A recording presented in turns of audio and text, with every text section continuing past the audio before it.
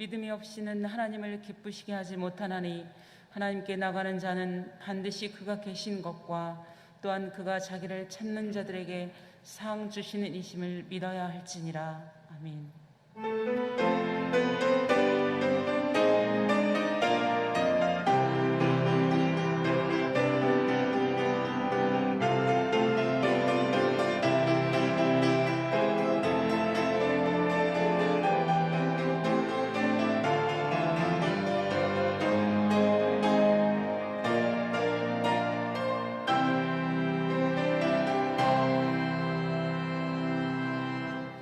날마다 우리의 짐을 지시는 하나님, 저희를 성령 강림 후 열째 주일 예배의 자리로 불러주시는 애 감사드립니다.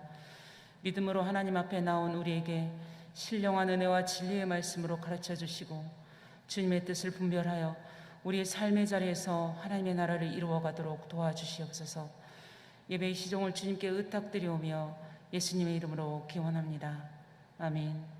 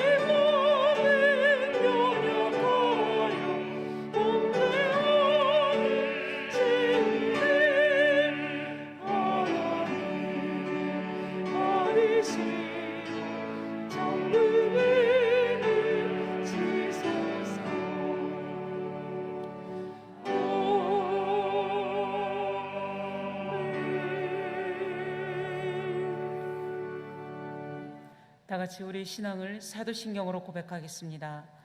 전능하사 천지를 만드신 하나님 아버지를 내가 믿사오며 그 외아들 우리 주 예수 그리스도를 믿사오니 이는 성령으로 잉태하사 동정녀 마리아에게 나시고 본디오 빌라도에게 고난을 받으사 십자가에 못 박혀 죽으시고 장사한 지 사흘 만에 죽은 자 가운데서 다시 살아나시며 하늘에 오르사 전능하신 하나님 우편에 앉아 계시다가 저리로서 산 자와 죽은 자를 심판하러 오시리라. 성령을 믿사오며 거룩한 공예와 성도가 서로 교통하는 것과 죄를 사하여 주시는 것과 몸이 다시 사는 것과 영원히 사는 것을 믿사옵나이다. 아멘. 보라, 내가 새 하늘과 새 땅을 창조하나니 이전 것은 기억되거나 마음에 생각나지 아니할 것이라. 너희는 내가 창조하는 것으로 말미암아 영원히 기뻐하며 즐거워할지니라. 보라, 내가 예루살렘을 즐거운 성으로 창조하며 그 백성을 기쁨으로 삼고 내가 예루살렘을 즐거워하며 나의 백성을 기뻐하리니 우는 소리와 부르짖는 소리가 그 가운데서 다시는 들리지 아니할 것이며 이리와 어린 양이 함께 먹을 것이며 사자가 소처럼 짚을 먹을 것이며 뱀은 흙을 양식으로 삼을 것이니 나의 성산에서는 해함도 없겠고 상함도 없으리라. 여호와께서 말씀하시니라. 아멘. 이제 우리 주인 되신 하나님께 우리의 죄를 다 같이 고백합시다. 오늘도 우리의 인생을 선한 길로 인도하시는 하나님, 우리의 필요를 아시고 날마다 일용할 양식을 내려주시니 감사합니다. 그러나 우리는 천지의 주인이신 하나님을 마음의 중심에 모시지 못하고 나 자신이 주인인 양 행사하며 살았습니다. 때론 물질을 주인 삼고 살기도 했었나이다. 저희의 오만함과 연약함을 용서하여 주시옵소서.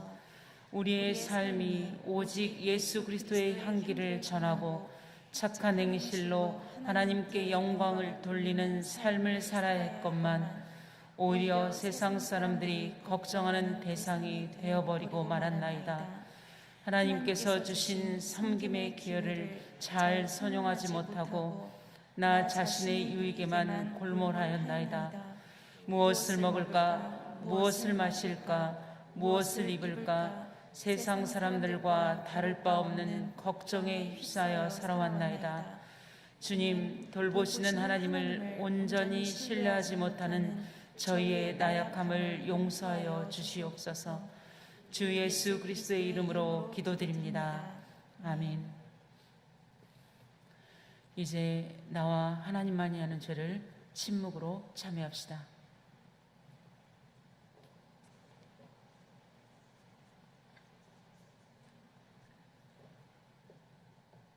여기 참으로 기쁜 소식이 있습니다.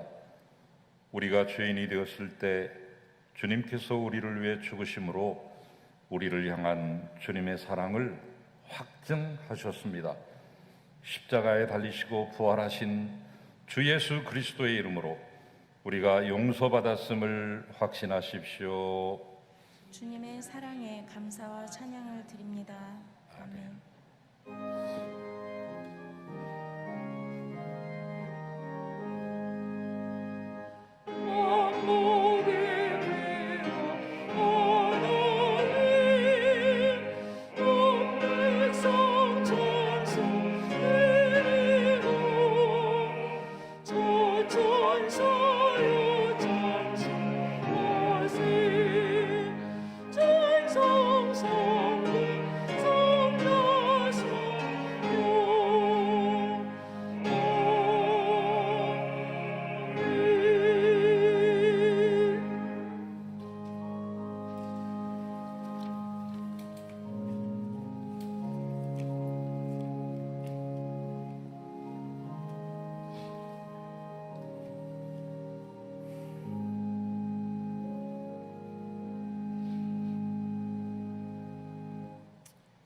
고마우신 하나님, 성령 강림 후 열째 주일 이 시간 주님께 경배드리며 귀한 예배의 시간을 갖게 하심을 감사드립니다. 주님께 찬양드리며 주님의 말씀을 듣고 우리의 고백의 기도를 드리는 예배가 온전히 주님께 영광이 되고 이 시간 함께하는 모든 성도들에게 위로와 평안의 귀한 시간이 되게 인도하여 주시옵소서. 우리는 다시 어려운 시기를 맞았습니다. 몇몇이라도 모여 함께 예배드릴 수 있는 기회가 없어지고 지금은 다시 비대면으로 우리 성도님들을 만나야 하는 힘들고 어려운 시기를 다시 겪고 있습니다. 우리가 잠시 교만한 마음이 있었음을 고백합니다.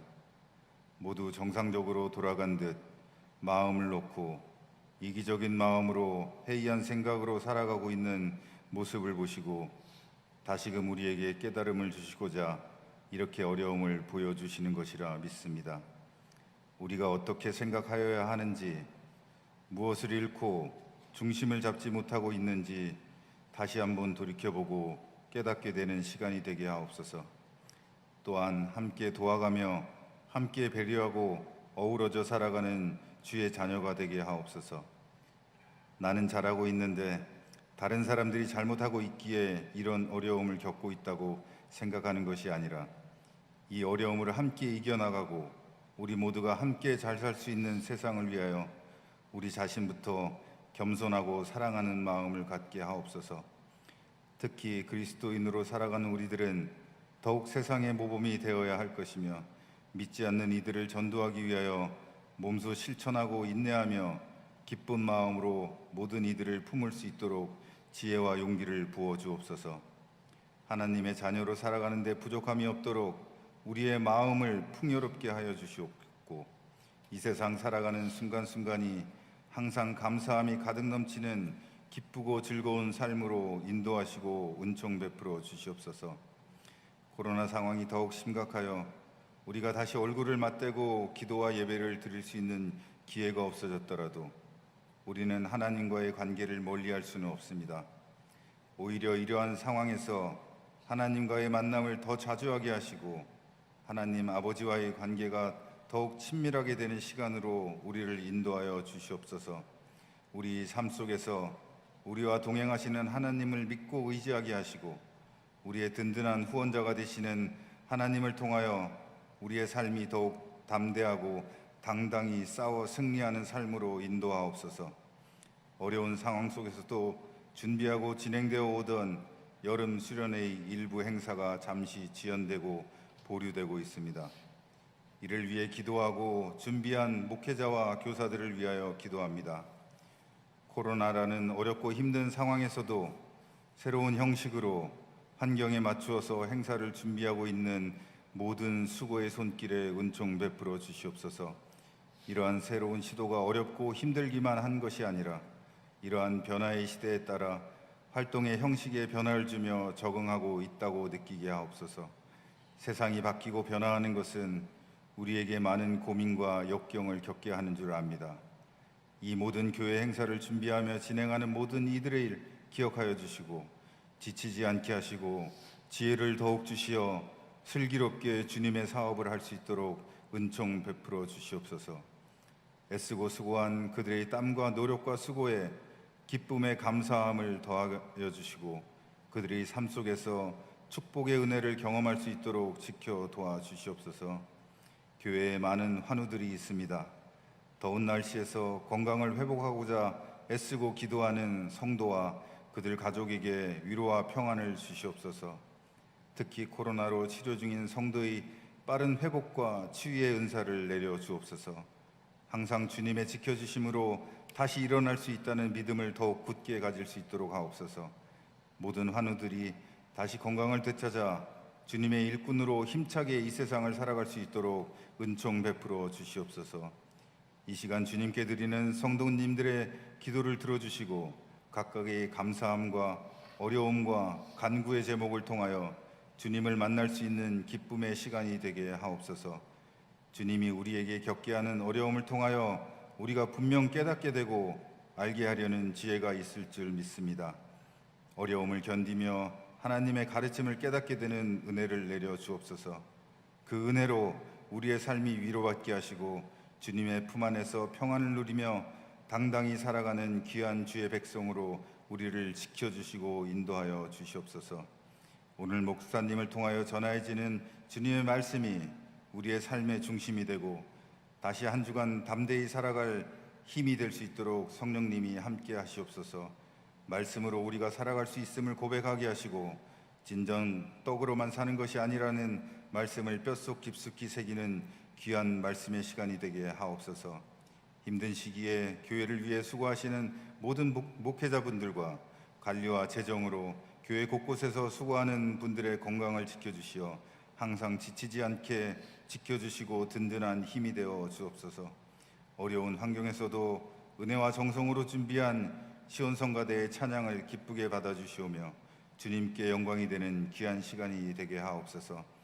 우리의 삶에서 우리의 후원자 되시며 힘이 되시는 예수님의 이름으로 감사하며 기도하옵나이다. 아멘.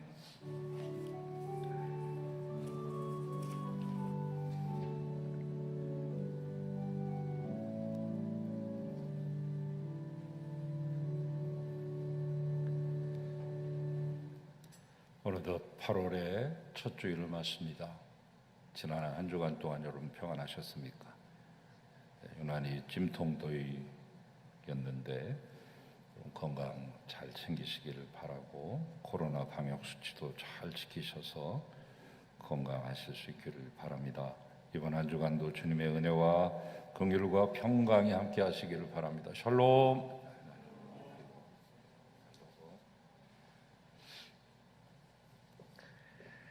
전교인 성경 통독 이사야 62장까지 있고 이번 한 주간 동안 읽어보시기를 바랍니다. 어느덧 올해 절반이 훌쩍 넘었는데 자꾸 처지면 이 진도를 따라가기 어렵습니다. 여러분 시간 내셔서 미처 못 읽어보신 분들은 꼭 읽으실 수 있기를 바랍니다. 교회 영상 장비 교체를 위한 헌금에 많이 동참해주고 계신 것을 감사드립니다. 여러분 만약에 동참하시려거든 영상 장비 헌금이라고 꼭 명시를 해주셔서 그 목적대로 사용될 수 있게 해주시기 바랍니다. 우리 송암교회 장학금이 2개 있죠. 송암 장학금과 우리 박송암 목사님 장학금이 있는데 이제 박 목사님 장학금은 이미 선정을 해서 우리 신학생에게 전달이 되게 돼 있고요. 이제 2학기 장학금 신청을 받고 선정하는 절차가 남아 있습니다. 8월 8일 다음 주일까지 목회실로 제출해 주시기를 바랍니다. 월삭 새벽 기도에 내일 새벽 5시에 이 자리에서 시작을 하려고 합니다. 8월의 첫날 하나님과 함께 시작하시기 바랍니다. 연합 중보 기도회 매주 목요일 11시에 온라인을 통해서 함께 기도하고 있습니다. 다음 주에는 재직회 및 상임위원회를 모이려고 합니다. 대면하면서 모일 수는 없지만 2부 예배 직후에 이 자리에서 온라인 줌 형식을 통해서 시작하려고 합니다. 많이 참여해 주시고 주중에 온라인 주소와 또 이 비밀번호 여러분에게 보내드리도록 그렇게 하겠습니다. 출산으로 인해서 잠시 쉬게 된 황현우 솔리스트, 우리 시원성가대 솔리스트죠. 대신 우리 이혜령 교우가 오셔서 이제 이번 주부터 수고하시겠습니다. 오늘 이제 독창으로 하나님께 영광을 돌릴 텐데 감사를 드립니다. 잠시 자리에서 일어나시면 우리가 환영의 박수로 맞이하겠습니다. 감사합니다. 맞습니다. 지난주 중에 우리 홍종철 권사님 81세를 일기로 주님 품에 안기셨습니다. 달리 오랫동안 지병으로 고생하시던 분이 아니고 갑자기 우리 곁을 떠나셨기 때문에 황망하기 이를 때였고 우리 가족들의 슬픔도 더 큰 가운데 있습니다. 홀로 남으신 노춘술 권사님 위로하시고 기도해 주시기를 부탁을 드립니다. 상주를 대표해서 제가 대신 여러분에게 감사의 인사를 드립니다. 이 시간에는 우리 강경수 권사 앞으로 나오시죠. 같이 나오시죠.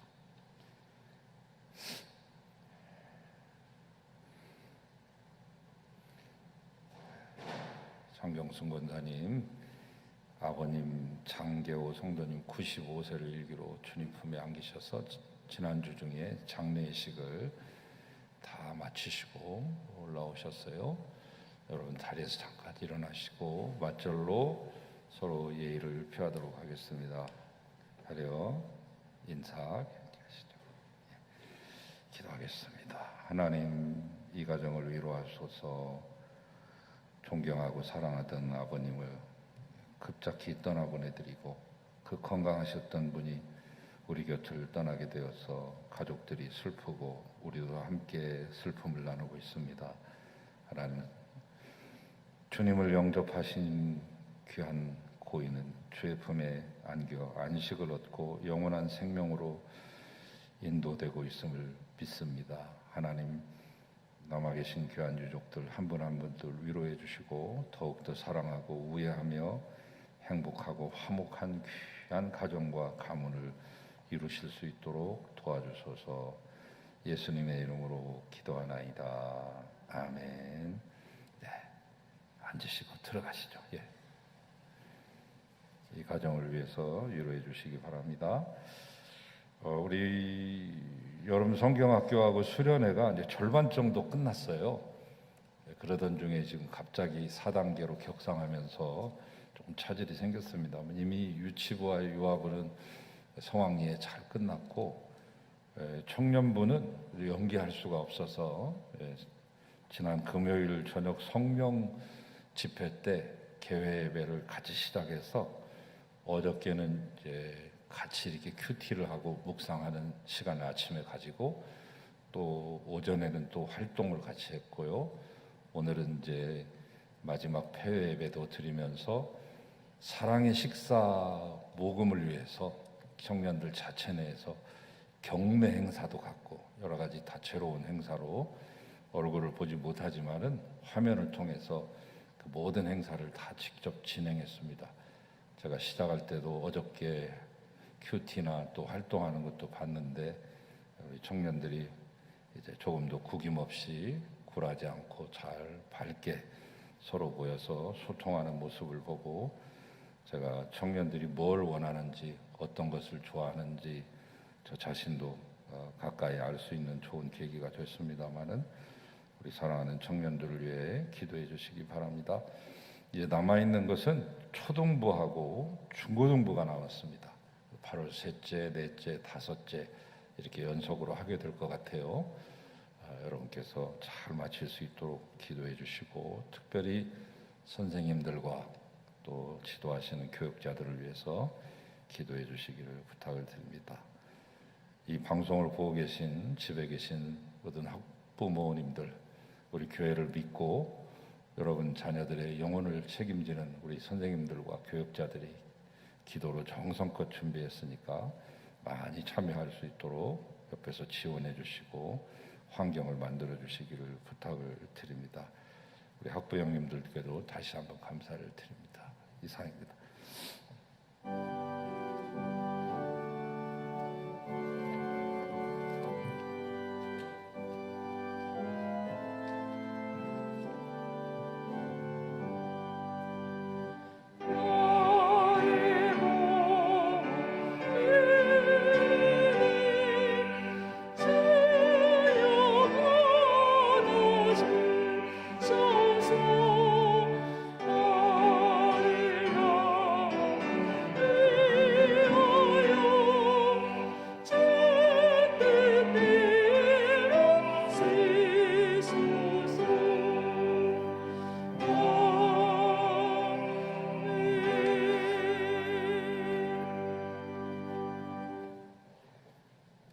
하나님, 이 귀한 예물을 주님께 드렸사오니 받으시고 아름답게 사용하시며 주의 뜻 나타나시고 하늘나라 세우시고 확장하소서.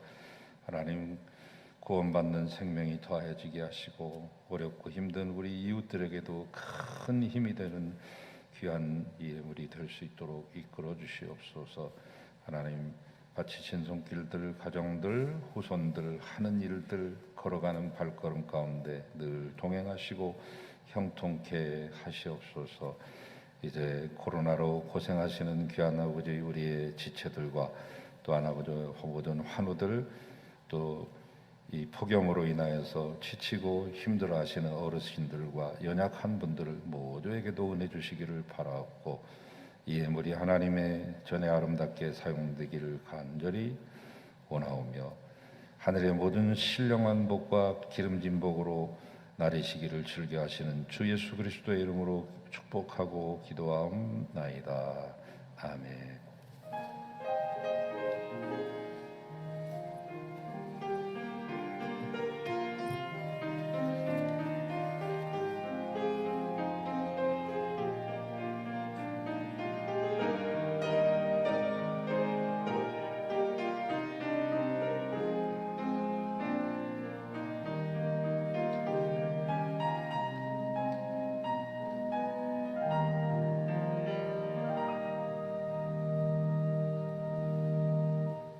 이제 하나님의 말씀을 받겠습니다. 오늘 우리에게 주시는 하나님의 말씀은 마태복음 15장 21절에서 28절 말씀입니다.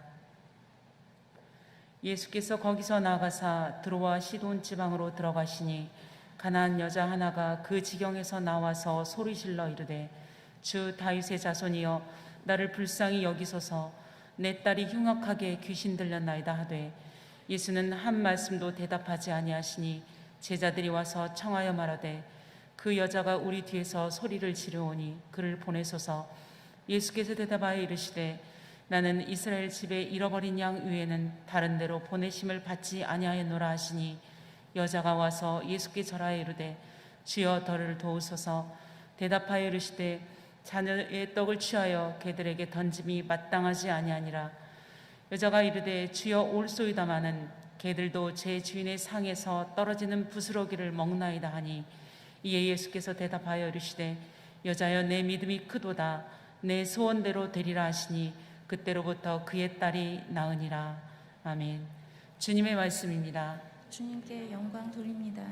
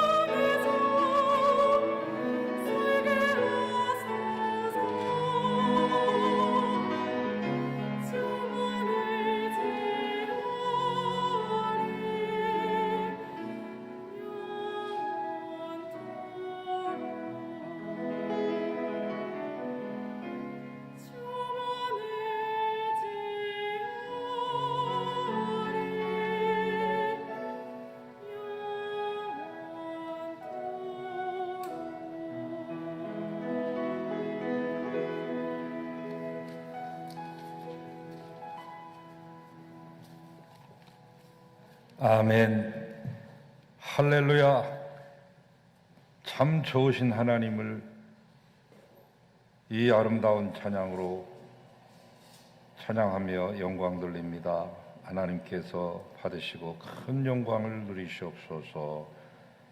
오늘부터 애쓰게 되는 우리 이혜령 교회에게 은혜 주시고 더 아름다운 귀한 목소리를 허락하시며 하나님 영가를 하나님께 올려드리기에 부족함이 없는 마르지 않는 샘물과 같은 영감의 샘이 샘솟아오르게 하시고 하나님께 영광 돌리며 출산을 앞두고 있는 황현우 솔리스트에게도 건강 주셔서 귀한 자녀를 출산할 수 있도록 산모와 태아를 지켜주소서.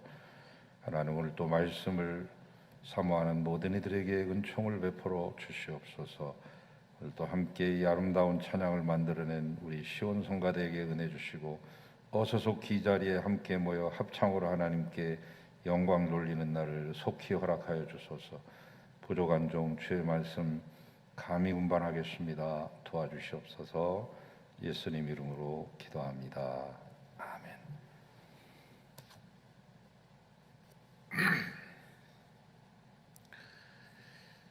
예루살렘에서 파견되어 온 바리새인들과 서기관들이 예수님을 한 날도 가만두지 않고 늘 찢고 바르면서 올무를 놓고 넘어뜨리려고 계책을 세웁니다. 그래서 얼마나 시달리셨겠어요. 예수님이 어느 날 예수님이 아마 그곳을 좀 벗어나고 싶으셨던 것 같아요. 게네사렛이라고 하는 곳에서부터 출발해서 이 게네사렛은 갈릴리 호수의 다른 이름이기도 하죠. 갈릴리 호수가 디베리아라고 하는 이름도 있고 게네사렛이라고 하는 이름도 있습니다만은 게네사렛이라는 동네가 있어요. 그 동네에서부터 출발해가지고 북쪽으로 해서 계속해서 국경을 넘습니다. 두로와 시돈 지방이라고 하는 곳까지 가시게 되는데, 두로와 시돈이라고 하는 곳은 우리에게 그렇게 낯선 곳은 아닙니다. 구약 성경에서부터 계속 언급되고 있는데, 때로는 사렙다라고 하는 지역으로, 또 오늘 본문에서는 수로보니게라고 하는 이런 지명으로 이렇게 우리에게 알려지기도 하는데, 이스라엘의 최북단에 위치해 있습니다. 우리로 말하면 북한까지 우리나라라고 한다고 하면 저 백두산 너머에 있는 중국과 같은 그런 땅덩어리라고 보시면 이해가 쉬우시겠죠. 엄밀히 말하면 이제 외국입니다. 예수님이 외국 출장 가셨습니다. 예수님이 지치고 지쳐서 외국에 휴식차, 휴양차, 안식차 가셨다, 이렇게 보셔도 무방할 것 같습니다. 오른쪽으로는 레바논 산이 있고 왼쪽으로는 지중해가 펼쳐져 있는 항구 도시. 그래서 이 두로라고 하는 곳은 원래 페니키아 사람들이 살았고 상업적으로 아주 번성했던 그런 도시 중에 하나죠. 이런 촌동네가 아닙니다. 어마어마한 무역 도시라고 보시면 되겠습니다. 그래서 두로와 시돈 사이에 있는 사렙다, 이런 지역을 다 통틀어서 페니키아다, 이렇게 말하죠. 우리가 역사상에서 페니키아 하면 최초의 알파벳을 사용한 그런 민족으로 알려져 있습니다. 카나디테 페니키아 알파벳이라고 하는 그 알파벳, 여기에서 이제 알파벳이 많이 유래가 되어서 로마식으로 또는 영어로 이렇게 쓰여지는 알파벳들이 나오게 됩니다만은, 보통은 한 BC 한 1200년 전부터 문명이 생겨나기 시작했다 하지만, 조금 더 연구해 보니까 한 2400년 전에도 있었고요.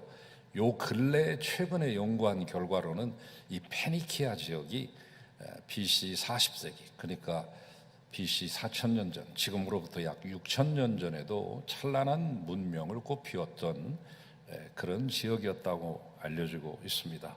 소위 말하는 기시 문명입니다.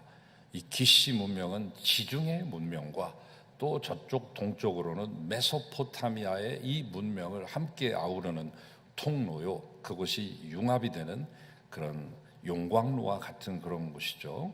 그래서 이 기시 문명을 중심으로 아프리카 문명이 쿠마 문명이고, 나일강을 따라서 이루어진 문명을 쿠시 문명이라고 하는데, 이 기시 문명은 쿠마 문명과 기시 문명과 그리고 쿠시 문명과 지중해 문명과 메소포타미아 문명을 다 아우르는 것입니다.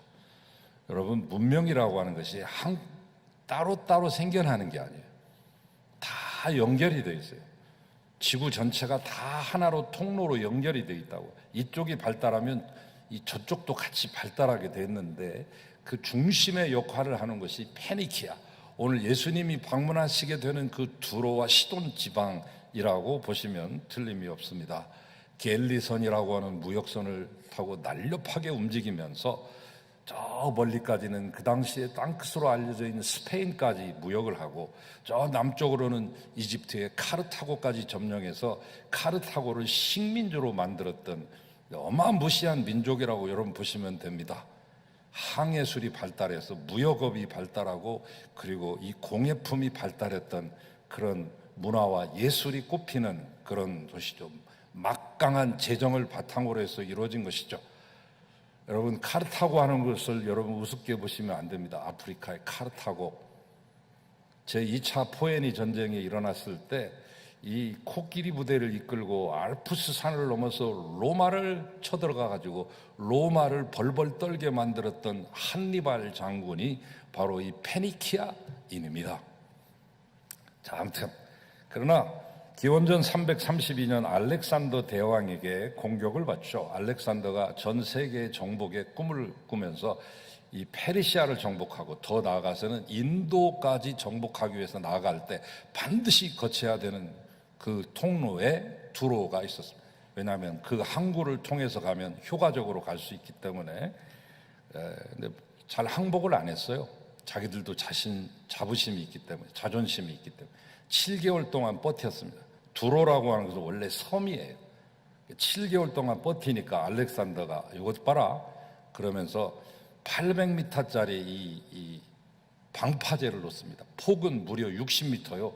길이가 800m짜리 방파제를 놓아가지고 마사다를 점령할 때 로마가 마치 토성을 쌓아서 마사다를 점령한 것처럼 7개월 동안에 항전하는 동안에 이 알렉산더는 800m, 60m짜리의 방파제를 쌓아서 마침내 함락시키게 돼서 한 2,000명의 학자들이 모두 죽게 되고 3만 명의 사람들이 몰살당하는, 그래서 역사 속에서 사라지는 듯 했지만 나중에 그 지역에 이슬람 사람들이 점령을 하고, 그 이슬람 사람들이 점령했던 그곳을 다시 십자군이 가서 점령을 하고 토성을 쌓고 옹벽을 쌓는 흔적이 지금도 남아 있습니다. 자, 아무튼 서론이 길었습니다만, 그때로부터 이 페니키아 원주민들보다는 다른 사람들이 이 두로 지방에 더 많이 이주해서 섞이게 됐어요. 전 세계인들이 섞여 있는 곳이라고 보시면 되겠습니다. 예로부터 지금까지 유대인의 피가 단 한 방울도 섞이지 않는 이방인들만이 살고 있었던 그야말로 오리지널 이방 땅. 그런데 웬일인지 예수님께서는 이처럼 이방 땅까지 멀리 가셔서 이 지역으로 들어오신 것입니다. 그런데 이 지역에 오셔서는 돌아다니면서 말씀을 가르치거나 일을 하신 것이 아니고, 오히려 어떤 한 집을 택해서 들어가 가지고 아마 예약하고 간 것 같아요. 사람들의 눈에 띄지 않게끔 숨어 계시려고 했습니다. 요즘으로 말하면 게스트하우스 같은 곳, 안 알려진 이런 펜션이나 리조트가 아니라 조그마한 한 사람의 민박 형태로 들어가서 쉬고 오시려고 했던 것 같아요. 마가복음 7장에 보면 그 말씀이 자세히 기록되어 있습니다. 긴 여행 때문에 피곤해서였는지, 아니면 이 지역이 이방인의 지역이라서 마음이 내키지 않으셔서 그러셨는지는 몰라도 소문을 내지 않고 숨어 계셨습니다. 그러나 예수님은 숨어 계신다고 소문이 안 나는 분이 아니죠. 이미 갈릴리 지방에서 그 명성이 자자해가지고 그 소문이 저 국경까지 뛰어넘었던 거죠. 이미 많은 사람들이 어떻게 알았는지 찾아와가지고 자기들을 만나달라고, 상담 한번 해달라고, 한번 만져달라고, 치유해달라고 수많은 사람들이 줄을 섰습니다. 예수님께서 마음먹고 숨어버리신다면 아무도 주님을 찾을 수는 없겠죠. 하지만 주님은 그렇게 완전하게 자신을 숨기지 않았습니다. 너무 피곤해 지쳐 쉬고 싶을 때라도 주님은 사람들을 만나시고 그들의 부탁을 들어주십니다. 밤을 새워서라도 한 사람 한 사람 일일이 안수하면서 눈을 마주치고, 때로는 침을 뱉어서 흙을 이겨가지고 그 환자의 눈에다가 발라서 주시면서까지 맨투맨으로 그렇게 만나셨죠. 여러분, 주님은 언제나 거절하지 아니하시고 만나주신다는 이 사실을 기억하시고 항상 믿음의 용기를 가지고 담대하게 기도하십시오. 이 코로나 시대에도 주님이 아무리 바빠도 저와 여러분의 기도와 간구를 반드시 들으십니다. 자, 이 두로의 사람들도 여러 가지 문제를 가지고 주님께 왔을 겁니다. 그 중에 오늘 특별히 소개된 한 여인의 이야기가 여기 기록되고 있습니다. 그 여인을 보니까 헬라인이라고 말했고 스로보니게 족속이라고 말했습니다. 헬라인이라고 말하는 것은 혈통만을 말하는 것이 아니라 그 여자가 어느 정도 배움이 있고 교양이 있는 어느 정도 가진 귀부인이라고 하는 것을 암시하는 단어가 되겠습니다. 잘 배우고 교양을 갖춘 귀부인인 한 여인이 수로보니게 여인으로 기록되어 있는데, 수로는 시리아, 보니게는 페니키아를 말하는 거죠. 그러니까 이 시리아 지방의 페니키아 사람이다, 그런 뜻입니다. 이 여인은 다시 말해서 다른 데서 이주해 온 것이 아니라, 이민 온 사람이 아니라 아주 오래전부터 이 지역에서 터를 받고 살고 있었던 오리지널 원주민이요 토착민이라고 하는 사실을 이 단어 하나에서 말하고 있죠. 마가복음에서, 오늘 마태복음에서는 가나안 여인이라고 말했지만 마가복음에서는 헬라인이요 수로보니게 여인이다, 이렇게 말하고 있습니다. 자, 그리고 이 여인에게는 어린 딸이 하나 있었는데 지금 그 딸, 그 귀엽기 그지없는 그 딸은 귀신 들려서 괴로움을 당하고 있습니다. 보통 귀신이 아니라 흉악한 귀신에 들려서 괴로움을 당하고 있습니다. 상태가 심각하죠. 하지만 이 여인은 자기의 딸을 어찌해 볼 도리가 없었습니다. 배움도 있고 학식도 있고 교양도 있고 모든 웬만한 것들을 갖췄지만은 긴 병에 장사 없다고 흉악한 귀신이 들린 이 자기의 딸을 고쳐낼 약이 없고 의사가 없고 처방이 없었습니다. 돈이 없어서가 아니라, 그러다가 예수님에 대한 소문을 듣고 곧 와서 예수님의 발 앞에 엎드리며 자기 딸에게서 그 귀신을 제발 쫓아달라고 간구했는데 22절에 보면 이 여인이 예수님께 소리를 지르면서 도움을 구했다고 말했습니다. 아마도 이때 많은 사람들이 예수님 만나기 위해서 수백 명이 넘는 사람들이 왔을 것이고, 왁자지껄한 그 소리에 이 여인의 목소리가 묻혀서 행여나 우리 주님이 그 소리를 못 들으실까 봐 앙칼진 소리로 불렀습니다. 주 다윗의 자손이여. 절박한 심령으로 그 모든 소음을 꿰뚫고 능히 예수님의 귓전을 울릴 만한 그만한 볼륨을 가지고 데시벨로서 예수님의 귓전을 울리는 거죠. 네, 주라고 하는 표현과 다윗의 자손이 있는데, 주는 헬라어로 퀴리오스, 라틴어로 말하면 도미누스입니다. 주인님, 나의 주인님. 이 말은 꼭 예수님한테만 하는 말이 아니라 모든 하인들이나 노비들이 자기 주인을 말할 때 마님 이렇게 말하듯이 하는 말이 주라는 표현이에요. 그 말은 그냥 할 수 있다고 칩시다. 그런데 여기 뒤에 나오는 말이 심상치 않습니다. 다윗의 자손이요, 이렇게 말했어요. 이렇게 말하는 것은 그리스도를 상징할 때만, 메시아가 원래 히브리어로 마시아흐거든요. 이 마시아흐를 헬라어로 말하면 크리스토스입니다. 그리스도라고 하는 말이에요. 그리스도에게만 부르는 호칭이에요. 다윗의 자손이요. 비록 주님을 처음 만나지만 주님이 어떤 분인가를 미리 알고 있다는 것을 암시하고 있죠. 어떻게 생각해 보면 참 신기한 일 아닙니까? 이 사건이 있기 바로 전까지만 해도 바리새인이랄지 서기관이랄지 율법학자들은 예수님을 불신했고 조그만 흠이라도 잡으려고 논쟁을 벌이고, 예수님의 제자들이 밥 먹는 모습을 보면서 밥 먹기 전에 손 안 씻었다고 예수님한테 딴지를 걸고 예수님을 아주 옥죄이기 시작했습니다. 그런데 그런 유대인들하고는 너무나 대조적으로 이방인인 한 여인이, 그것도 주님을 한 번도 못 만난 사람이 예수님이 누구신지를 알고 분명한 믿음을 갖고 스스로 찾아왔다는 사실을, 너무도 대조적인 경우 아닙니까? 그러나 자세히 살펴보시면 이 여인이 이러한 믿음을 갖게 된 것은 결코 우연한 일이 아니었습니다. 이 여인은 이전에 예수님을 만났지만 예수님에 대한 소문을 들었습니다.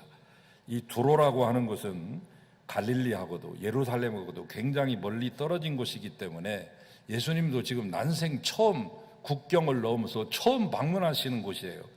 하지만 마가복음 3장을 보면 예수님이 갈릴리 지방에서 많은 사역을 하실 때 이적과 기사를 행하시고 수많은 비유와 하나님의 말씀을 증거하실 때 모여왔던 많은 사람들 가운데 유대와 예루살렘에서 저 이두메 지방에서 저 요단 동편에 있는 이름 없는 지방에 있는 사람들과 그리고 두로와 시돈 사람들도 와서 그 이야기를 듣고 그 광경을 보고 돌아갔다, 이런 말이 있습니다.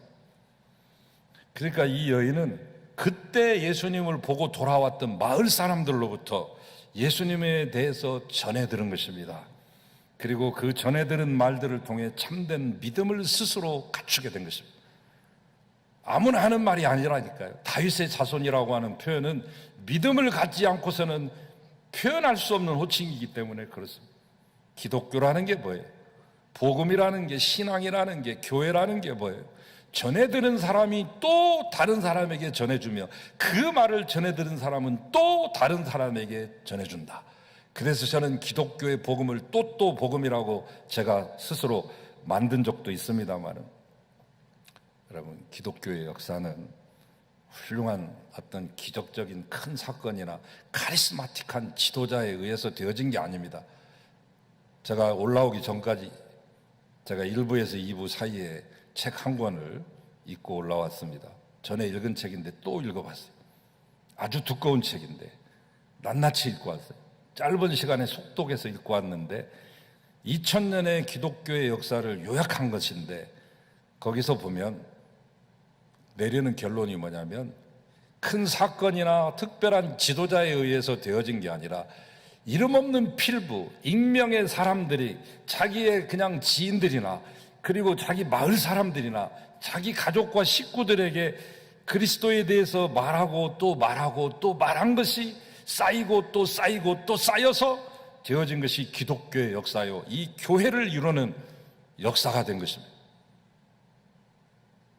그러므로 여러분, 날마다 여러분이 걷는 걸음이나 내뱉는 말이나 모든 우리의 언행심사가 작은 것이 아닙니다. 그것을 통해서 누군가는 나를 지켜보고 있고 누군가는 듣고 있기 때문에 그렇습니다. 에이, 목사님, 뭐 전도지 같은 거 그런 거 뿌려봤자 10,000명에 1명도 안 옵니다. 그러나 그건 아무도 모르죠. 어떤 사람이 삶의 여러 가지 힘든 문제로 인해서 자살을 생각하며 내가 어떻게 죽을까를 생각하며 지금 현재 공원에 긴 벤치에 홀로 앉아 있는데 가을바람에 불러서 날아온 전도지 한 장이 그의 발 앞에 떨어지게 됩니다.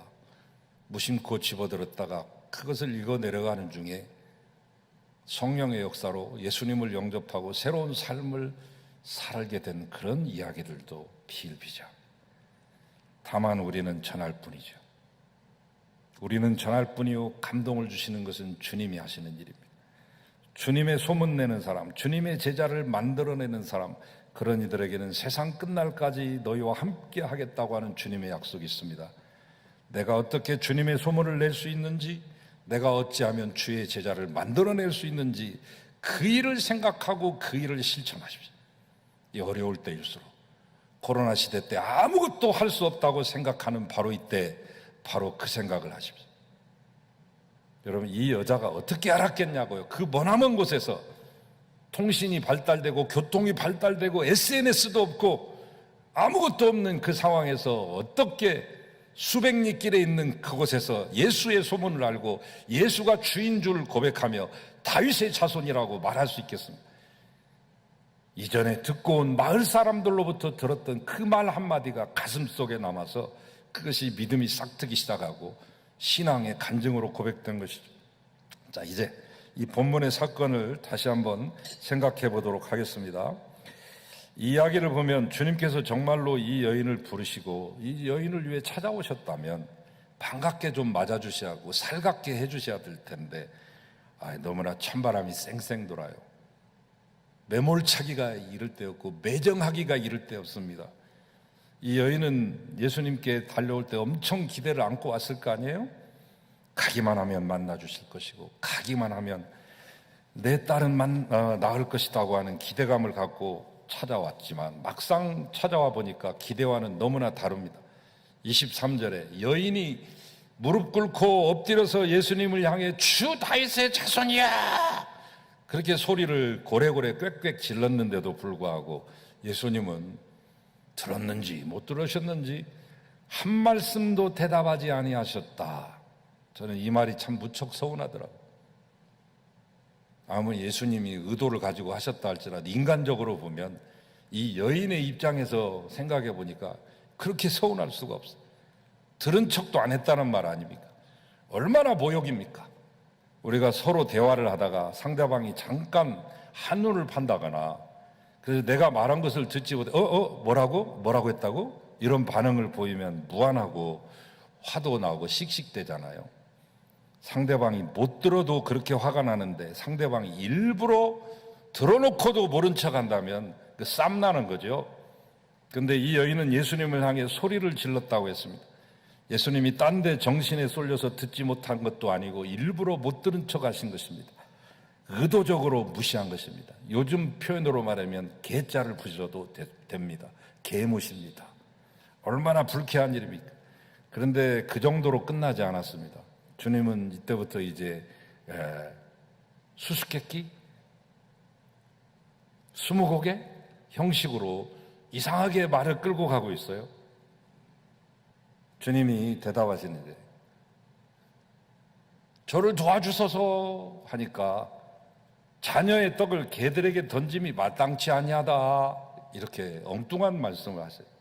자, 여기에는 이제 여러 가지 역사적인 거 많은 것들이 있습니다. 이걸 설명하려면 시간이 많이 가니까 제가 생략하고, 자녀라고 하는 말은 유대인들을 가리키는 말이고 개라고 하는 말은 그런 유대인들이 하나님 섬기지 않았던 이방인들을 멸시하는 표현이죠. 자, 초기 교회의 역사를 가장 자세하게 세밀하게 썼던 유대인 역사가 요세푸스의 책에 보면 두로 사람들을 이렇게 말하고 있어요. 가장 악랄하고 악명 높은 우리의 철천지 원수라고 이렇게 표현을 했어요.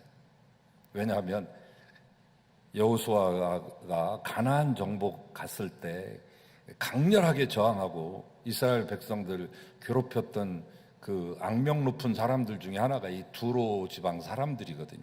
그러니까 아주 그냥 철천지 원수처럼 생각되는. 그런데 그 말을 지금 예수님이 사용하신 거예요. 개라고. 예수님의 발 앞에 없던 이 여인에게 얼마나 모욕적이고 얼마나 큰 상처가 됐겠습니까?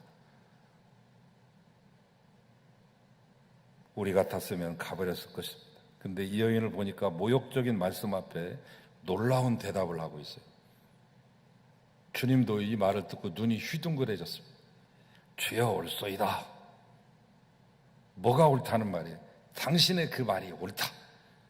당신이 나를 개라고 했는데 내가 짐승이라는 말이 옳다.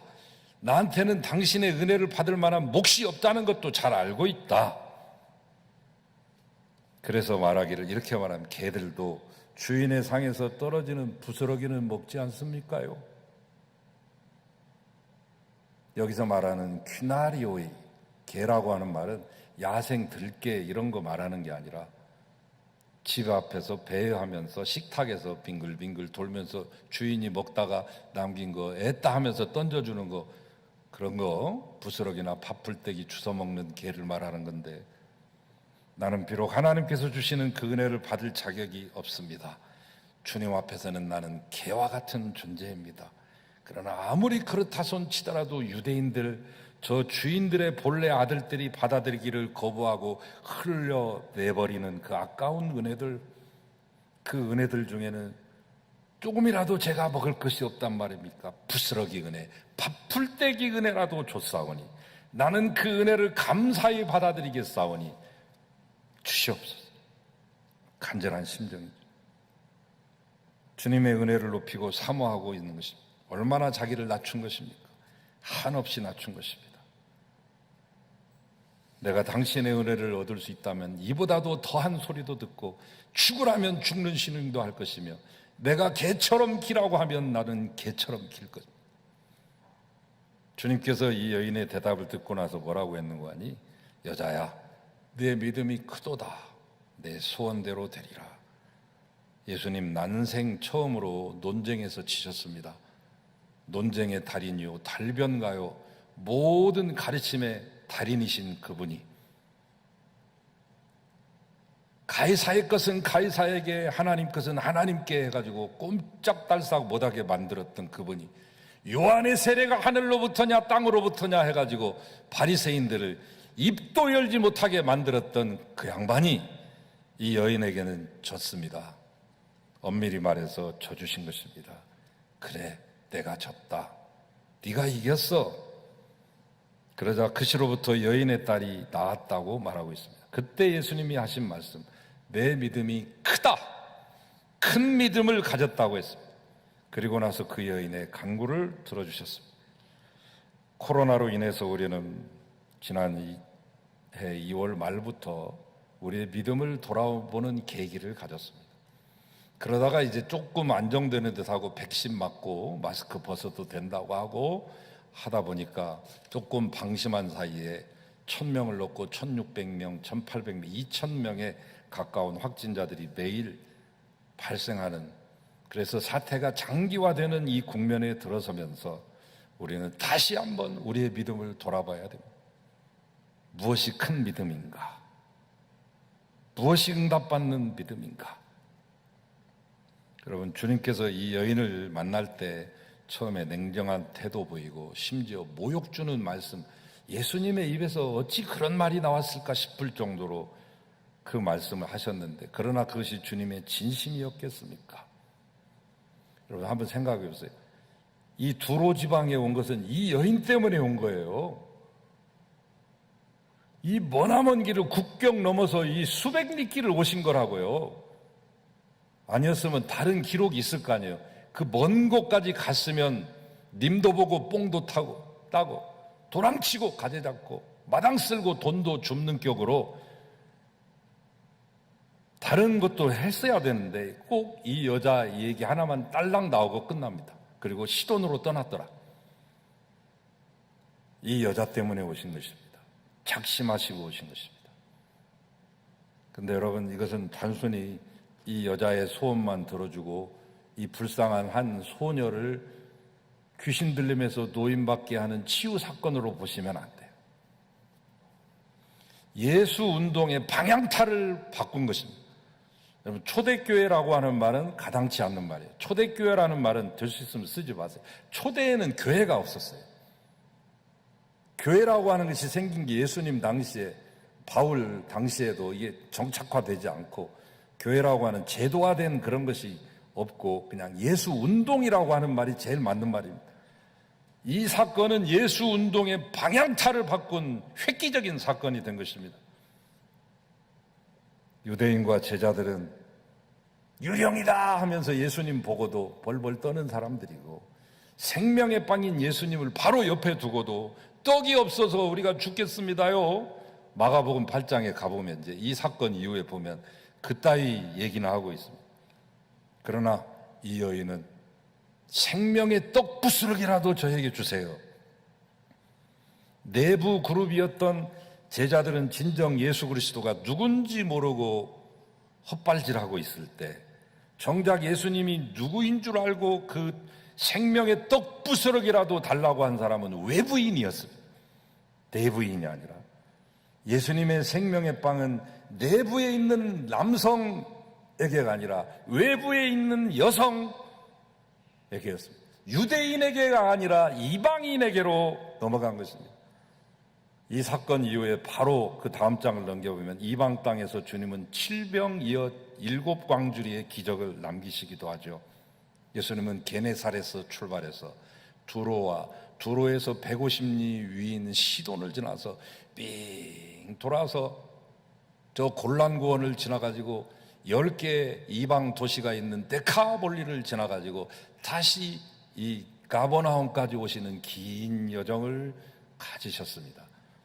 이방 땅에 새로운 역사가 일어나는 겁니다. 여러분, 이방 선교를 바울부터 했다고 하는 말은 엉터리 말이에요. 예수님이 이미 국경을 넘어서 두로와 시돈을 가시고 데카볼리를 가셔가지고 예수님은 이미 이때부터 세계인의 예수가 된 것입니다. 복음은 이미 유대 땅을 넘어서 우리로 말하면 서울을 지나서 그 해주항에 가가지고 평양에 있는 남포항을 지나서 태백산맥 건너가지고 금강산 지나 속초와 그리고 강릉과 삼척을 지나 경기도를 뚫고 다시 서울로 돌아오는 그 여정의 이 길이 바로 여기서부터 묘사되는 것이죠. 마태복음 15장 후반절, 마가복음 7장 후반대에서부터 나오는 겁니다. 여러분, 하나님께서 살아계심을 믿으시면, 주님이 내 삶에 오늘 또 역사하실 줄 믿으신다면 이 여인의 자세를 다시 한번 가져보십시오. 주님은 하나님의 백성이라고 자랑하고 율법사라고 교만하고 스스로 지혜롭다고 뽐내던 그 모든 사람 전부 다 물리치시고 은혜 주지 않았어요. 그러나 주님의 그 은혜를 받지 않고서는 살 수 없다고 사모하고 부르짖는 그 사람은 그가 어떤 사람인지 주님은 은혜를 베풀었습니다. 여러분, 하나님 앞에 나와 나는 미련한 사람이라고 고백하십시오. 약한 사람이라고 고백하십시오. 나는 없는 존재라고 고백하십시오. 아직 주님을 온전히 내 주인으로 영접하지 못하신 분이 계십니까? 주님은 우리를 부르시는데 때로는 내 편견 때문에, 내 사정 때문에, 환경 때문에 주님의 부르심을 듣지 못하는 경우가 있습니다. 내 신앙의 자세가 어느덧 바리새인처럼 율법사들처럼 굳어져 버리지는 않았는지, 이 시점에서 코로나가 다시 한번 재확산되고 있는 바로 이 시점에서 다시 돌아보십시오. 주님이 보여주시고자 하셨던 이 여인의 모습으로 돌아가십시오. 그래서 주님은 지금도 내 삶 속에서 역사하신다는 그 분명한 사실을 체험하며 사시고 그 사실을 증거하며 살아가는 증인들이 되시기를 주의 이름으로 축원합니다. 하나님 감사합니다. 꼭 그렇게 살아가게 도와주시옵소서.